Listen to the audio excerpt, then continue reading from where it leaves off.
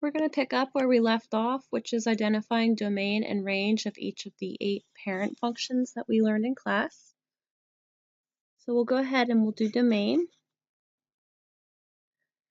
So when you're looking at domain, remember you look left to right. So what you need to know is, even though you can't see them, there are arrows on here. We just typically don't draw them in the textbook or on worksheets just because it's extra stuff. So unless they actually put a physical dot, or assume there's arrows on the graph. All right, so this line goes forever and ever and ever to the left. So we're going to say it starts with negative infinity. Right, so it just goes to the left forever. And then it continues to flow all the way to the right forever. So your domain would be all reals. And then your range, again, you want to look at the lowest point on your graph, which is right here, and that's at 0. So we're going to say 0. You want to use a bracket because it is colored in. It's a solid dot at 0. So if you don't see a dot, then it's definitely going to be a bracket anyway. And the graph just goes up forever. So my range is going to go to infinity. Letter B. Again, we're going to start with domain here. So right here, there is a point for the square root function right here at 0. So it's going to start at 0. And it's going to go forever to the right. So you're going to say infinity. And then for the range, the lowest point is still here at 0. And it does go up forever, so it'll keep going up and up and up and up. So it's also to infinity. Letter E, the cubic function. So again, we're going to start with domain. So the key of this problem is realizing there's arrows in both directions. So it's going to go left forever. So that means we're going to write negative infinity. And it's going to continue to go to the right, and it's never going to stop. And it's the exact same thing with the range. It goes down forever, and it just continues to rise and rise and rise without ever stopping. So what I'd like you to do is just pause the video and go through and see if you can do domain and range for the remaining parent functions, and then you can unpause and check your answers.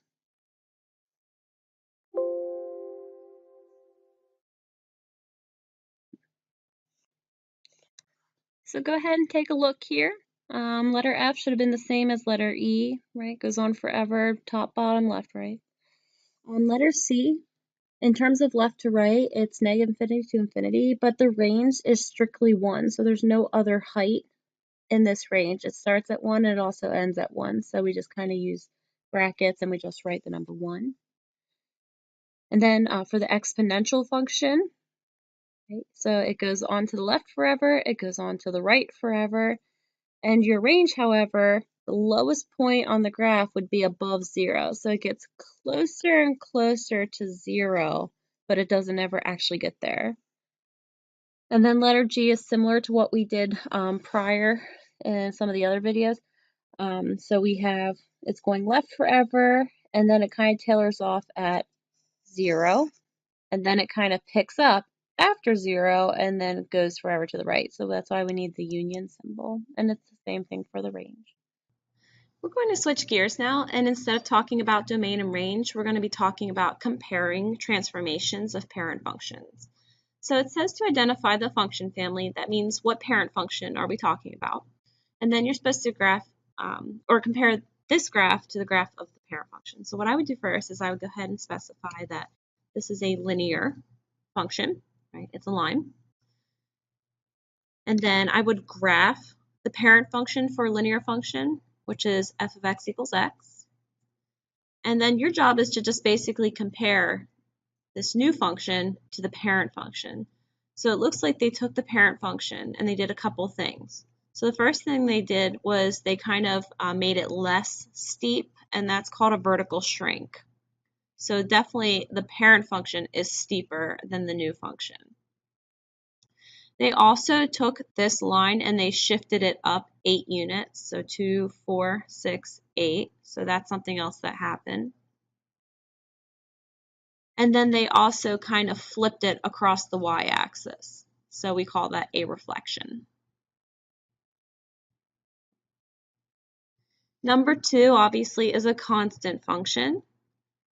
And we're just going to go by what our textbook says. I don't think there's a definite certain point you have to graph the parent, but your textbook does it at 1, so we'll graph the parent function at 1. So the transformation based on that fact is they took this parent graph and they shifted it down, and that's how we get to the new graph. So that's what it means when it says compare.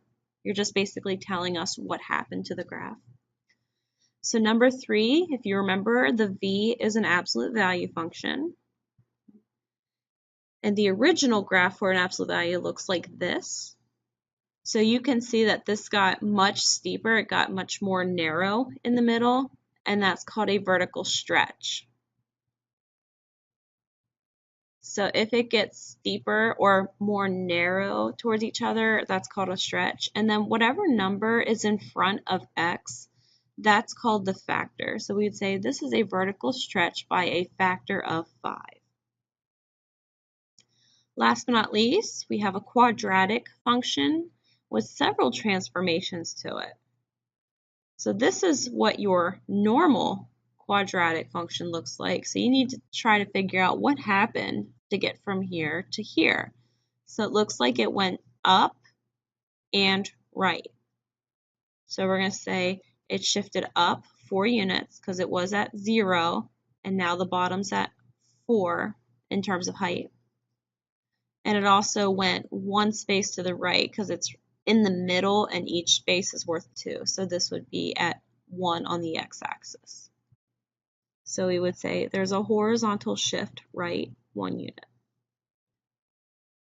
So next they actually want you to graph the new function, which is right here, and its parent function. That way you can kind of see the relationship. So this time you're going to graph both instead of just the parent. So what I would do first is I go through and I graph the parent function.